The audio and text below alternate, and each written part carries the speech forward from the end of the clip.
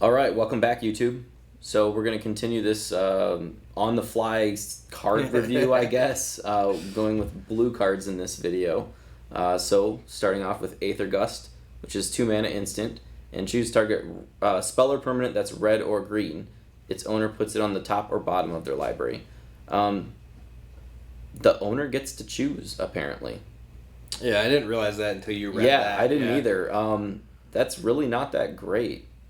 I guess it is a tempo play, having them draw the same card again, but you know it doesn't actually solve the problem. I guess the other thing you think of is if somebody does crack an Evolving Wilds, which I believe Evolving Wilds is in this set, correct? Yes. So when they do crack the Evolving Wilds, you can use the Aether Gust to put that permanent in there, and then they'll shuffle it away. So it is an answer to a god. That's true.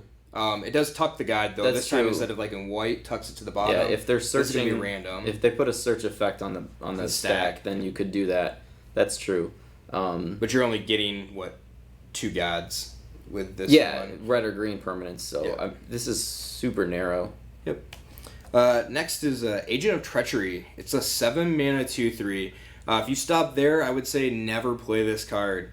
But when Agent of Treachery enters the battlefield, you get to gain control of target permanent. And at the beginning of your end step, if you control 3 or more permanents you don't own, draw 3 cards. I guess I could say that while in limited play, I mean, gaining your opponent's best permanent's probably good. In standard, there are some other implications, or if you could flicker the card back and forth and keep taking things because it doesn't have the clause of giving back the until permanent. end of turn, or until it leaves the battlefield. Yep. You do just gain control of it. So it's a build around card. I actually like it for limited, surprisingly. With the text on it. Yeah, with the text on it. Yep. Next we have Reprint Air Elemental. This has been around since the dawn of time, and it's never really seen play. Yeah. It is a 5 mana 4/4 flyer. I would play it in limited, and that's it. Yep. Another reprint that we've had a couple of times. Anticipate. A 2 mana instant. Look at the top 3 cards of your library. Put one of them into your hand and the rest in the bottom of your library in any order. I think it's just a good fitting card if you are playing blue and limited.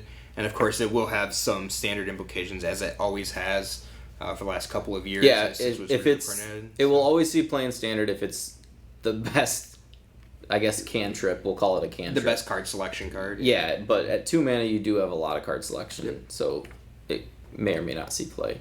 A Tempest, All-Seeing, 6 mana, 4/5 flying. It is legendary.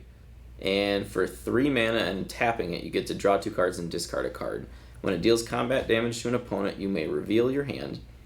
If cards with at least 6 different converted mana costs are revealed this way, that player loses the game. So it's an interesting clause that it's not you win the game, and that's obviously for Commander multiplayer formats. Without that text on it, I think it's actually still playable and limited. Being able to draw 2 cards is pretty powerful. Yep. Next, another reprint. There's a lot of reprints. I guess we should point out the fact that this is a core set. It's a core set. So we just haven't talked about that. We have simple mechanics, except no one gets protection, correct? Yep. So we have Befuddle, a 3 mana instant. The target creature gets -4/-0 until end of turn, and you draw a card. So it's simple. It's a cantrip. It's a tempo play, really. Yep. Then we have Bone to Ash, another reprint. 4 mana, counter target creature spell, and draw a card. Next is Boreal Elemental, a 5 mana 3/4 with flying that says spells your opponent's cast that target Boreal Elemental cost 2 more to cast. So I believe this is on another card. Currently in standard, yeah. So didn't see a whole lot of play there, but this in limited flyer deck, 3/4 is like the crucial power toughness in limited. So that it is nice that it has that, and it has evasion. So I think even without that, the line of text, it's still playable. Then we have Brineborn Cutthroat, 2 mana for a 2/1 with flash, and then whenever you cast a spell during your opponent's turn, put a 1/1 counter on it. I don't mind this for limited. I don't know that we're gonna see a Merfolk deck after rotation. Yeah. And I don't think it's gonna revive a Merfolk deck in standard. Yeah, probably not. Not right now, at least. No. Next is Captivating Gyre. It's a 6 mana sorcery. Return up to 3 target creatures to their owner's hands. Strictly worse than the 6 mana return all non-land permanents. Well, if you have creatures, you don't have to return if you have yours. creatures, you don't have to in this case. But worth noting is you can return yours if you want to. But it is a sorcery, so you can't do it to save them. Then we have Cavalier of Gales. Well, if you have Baby Teferi, you can cast it as an instant. Correct, you can, I guess. Just not limited. Alright, so Cavalier of Gales, 5 mana, 5/5 flyer. Good already. Mm-hmm. When it enters the battlefield, draw 3 cards and put 2 cards. So when it enters Brainstorm, and then when it dies, shuffle it into owner's library and scry 2. I think this is by far the best of the elementals. Yeah. The cycle. We haven't seen the other 3 yet. Yeah, you have to watch the rest of the videos to see them. Yeah. So spoiler alert, this is the best one. Thanks, Garrison. You got it. Next is Cerulean Drake. 2 mana 1/1 that has flying, but then protection from red, and you can sacrifice it to counter target spell that targets you. As to know, it's only that targets you. Not like Siren Storm Tamer. It's not Siren Storm Tamer. Yep, so... But protection from red is pretty huge. It can block 2 chains all day long, and that's pretty good. Yep. Cloudkin Seer, 3 mana for a 2/1 flyer, and when it enters, draw a card. I like it for limited. Yep. Convolute, 3 mana instant, a counter target spell unless its controller pays 4. I think it's good for limited if you're playing that style deck. And it is strictly worse than Mana Leak. Yep. Actually, I guess it's unless they pay 4, not 3. So I guess it's not strictly worse, but... It's okay. It's okay. Drawn from Dreams. 4 mana sorcery. Look at the top 7 cards of your library. Put 2 of them into your hand, and the rest on the bottom in a random order. So this is Dig Through Time, but it costs 4 mana instead of 2. And it's a sorcery instead of instant, unless you have Baby Teferi. Right.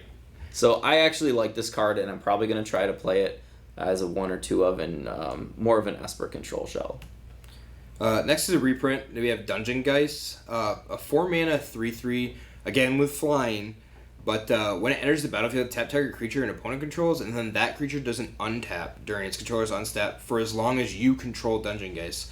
So the thing to note is that as long as you control that creature, you lock that the other creature down. Also worth noting, because this is going to get... People will make this mistake. When it dies, it doesn't untap the creature. Right. It has to pass through their controller's untap step. Yep. So I would always play this in a limited pool, if you have blue cards to back it up. Yeah. But then we have Faerie Miscreant, 1 mana, 1/1 flyer, and when it enters, if you control another one, draw a card. It's not for each one you control, draw a card. So if you get them in multiples, it could be okay, but otherwise it's kind of unexciting. Yeah. Next is Flood of Tears, a 6 mana sorcery. Return all non-land permanents to their owner's hands. If you return 4 or more non-token permanents you control this way, you may put a permanent card from your hand on the battlefield. This is the one that I was thinking about when I was talking about the other one. Not the other one. So if you have your choice between the two of them, this one's the better of the two. Just because if you are bouncing your own stuff, you do get to put one back. The thing to note, though, is that it's not cast. So when you put that other permanent, you're putting a permanent back on the battlefield. No cast triggers. No cast triggers, yep. Fortress Crab, 4 mana, 1/6. Next. Yep. Frilled Sea Serpent, 6 mana, 4/6, but 7 mana, and it can't be blocked this turn. Yep. Frost Lynx, 3 mana, 2/2. When it enters the battlefield, it double taps one of their creatures, which is fine for limited. Yep. Hardcover, a 1 mana enchantment that says enchanted creature gets +0/+2 and has tap, draw a card, then discard a card. So you can loot. Makes a blocker better. Yeah, it makes a blocker better, and then you can loot with it. Alright, the second Leyline here, Leyline of Anticipation. It is 4 mana, and again, it has the Leyline clause. If it's in your opening hand, you can start the game with it on the battlefield. Now, again, we'll emphasize that you should say, I have pregame effects after you've resolved mulligans. And to be the good person on the table, also should ask your opponent, do you have any pregame effects? Mulligan effects. Mulligan effects? Yeah. I always do. So the text on the card just says you can cast spells as though they had flash. So this gets really, really tricky with Baby Teferi because you can't cast spells as though they have flash. You can cast them as they have flash, but only as a sorcery. Yeah. If your opponent has... if your opponent has it, sorry. Next is a Masterful Replication. 6 mana instant that you only get to choose one. You either create 2 3/3 golems, or choose target artifact you control, and each other artifact you control becomes a copy of that artifact to end turn. I think the first one is almost always making a 3/3. The second one, if you have it, I'm sorry, because that's 2 of your rares in your seal pool. And you're just copying 3/3s with 3/3s. Unless you have something really cool. I don't even know what's I can't here think of yet. any artifact. I guess if you have like a Karn token, I guess that's like really big, you can copy. Yeah, to begin with, them. like creating 2 3/3s for 6 mana at instant speed is I like that part. Is actually pretty good, especially in limited. So. All right, Metropolis Sprite, 2 mana, 1/2 flyer, and you can pay a blue to give it +1/-1 until end of turn. It's a 2/1 flyer. It fits into the flyer deck, and there's not too many 2 mana creatures in that deck yet. So, next is the Mote Piranha. It's a 2 mana 3/3 that does have Defender. Yep. All right, Mu Yanling, Sky Dancer, 3 mana Planeswalker. Again, it's the mythic version of a Planeswalker. I think Chandra's the only not mythic that we have. Yep. So this starts on 2 loyalty, but it has +2 as its first ability, which until your next turn, up to 1 target creature gets -2, -0, and loses flying until your next turn. So that's very similar to Baby Jace's ability when he flips, which if you can keep the board down to 1 creature, that +2 loyalty and giving them -2 power is really effective at slowing the board down. Then you have -3 ability to create a 4/4 blue elemental bird token that flies. So it's worth noting that she cannot protect herself. She can protect herself with the plus. She can't use her minus ability the turn she comes in. Yeah. And then for -8, you have an emblem that has islands, tap to draw a card. Actually, it says the best card in Magic. Taps. Right, the best card in Magic taps to draw a card, which, it basically already does anyway. Right, so I think they brought it down in loyalty just because they didn't want it to be completely broken in limited. Yeah, I think this is a really, really good Planeswalker, and I'm going to be playing with it. So, yeah, I like it. Next reprint, everybody knows it. It's Negate. Octoprophet. 4 mana for a 3/3, and when it enters, Scry 2. This is really good in limited. 4 mana for a 3/3 is pretty good value in limited anyways, but the Scry 2 to smooth out your draws is just awesome. Next is the blue artifact. It's not the equipment. Yeah, not the equipment. Okay, so this is Portal of Sanctuary. 3 mana artifact. This 1 tap it. Return target creature you control and each aura attached to it to their owner's hands, and you can only activate this ability only during your turn. Yeah, so you can't do it at instant speed. Can't save. Well, you can do it on your turn at instant speed. Yeah, just not on their turn. Yep. Do you something. Can't protect it on their turn. Yep. And I guess the main reason for that is that you can't block and bounce it. Yeah. So that would be a little overpowered, I think. Renowned Weaponsmith, 2 mana for a 1/3. You can pay 2 or tap it to add 2, and you can only use that mana to cast artifacts or activate abilities of artifacts. And then pay a blue and tap it. Search your library for a card named Heartpiercer Bow or Vial of Dragonfire. Reveal it and put it into your hand. You have to watch later to see how we feel about those 2 cards. Yeah, I haven't actually read the equipment yet. So I will say that if you get both of them, card advantage is good. If you have all 3, this is gonna be great. We don't know yet. We haven't played cards. I mean, it's 3 cards on one thing, right? True. It's got to be amazing. I think we've had iterations similar to this that never saw play. Yeah. Yep. It's possible here too. Yep. Next is Sage's Row Denizen. 3 mana 2/3. Whenever another blue creature enters the battlefield under your control, target player puts the top 2 cards of their library into their graveyard. A 2/3 for 3, I guess, is filler, but. I feel like there's an infinite combo looming here. Yeah, something's coming up. Yeah, but I don't think I'd be playing it. Scholar of the Ages, big CMC, 7 mana for a 3/3, and when it enters the battlefield, return 2 target instant or sorceries from your graveyard to your hand. So you really have to build a deck that works with this, and I probably still wouldn't play it. Yeah.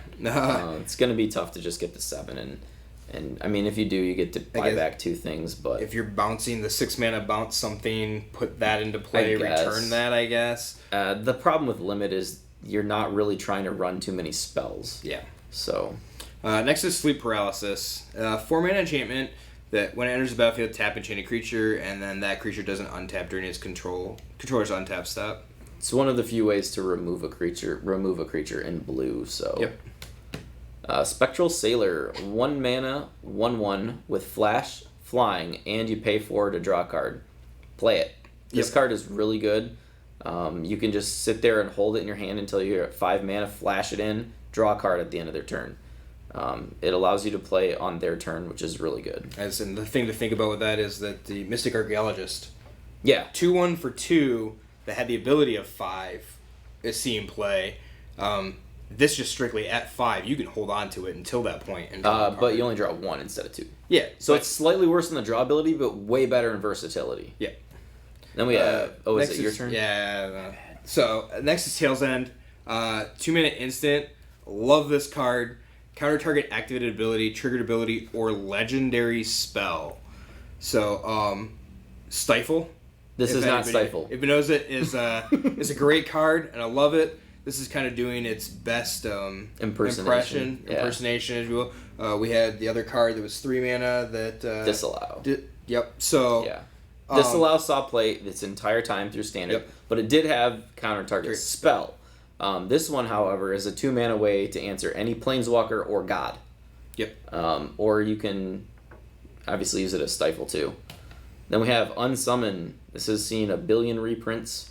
Return target creature to its owner's hand. Do we have more after this? It doesn't really see play. There's better options.